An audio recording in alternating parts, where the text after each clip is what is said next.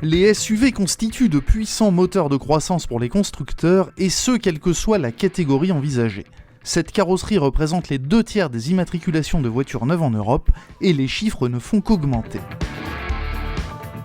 Mercedes aura écoulé plus d'1 million d'exemplaires du GLA de première génération et place logiquement de grands espoirs dans le modèle que nous vous présentons aujourd'hui.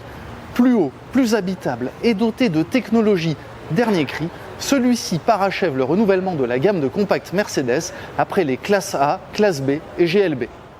En matière de style, le nouveau GLA s'apparente clairement à un GLC en réduction, avec ses porte-à-faux courts, ses feux arrière effilés et cette troisième vitre latérale qui améliore la luminosité à bord en même temps qu'elle donne au véhicule une connotation plus haut de gamme.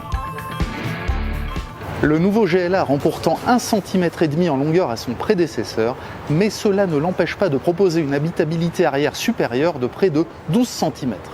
Le sentiment d'aisance à bord se verra renforcé par une garde au toit nettement plus généreuse qu'auparavant, conséquence d'une hauteur qui augmente de 10,4 cm pour atteindre 1,61 m.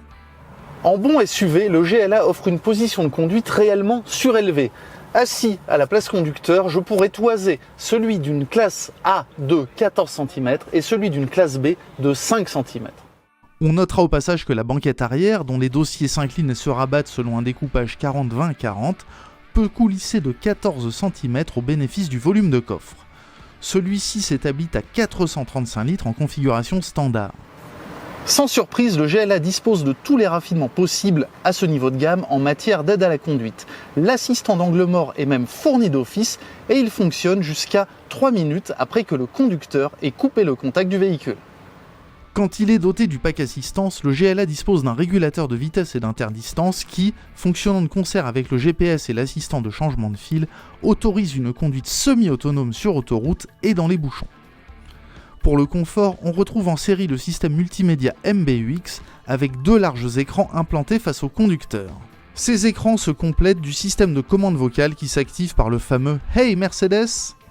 Au lancement, le GLA sera proposé avec des moteurs essence et diesel à 4 cylindres. En essence, le GLA 200 développera 163 chevaux et sera accouplé à une boîte automatique à 7 rapports. En diesel, les 180D et 200D développeront respectivement 150 et 190 chevaux.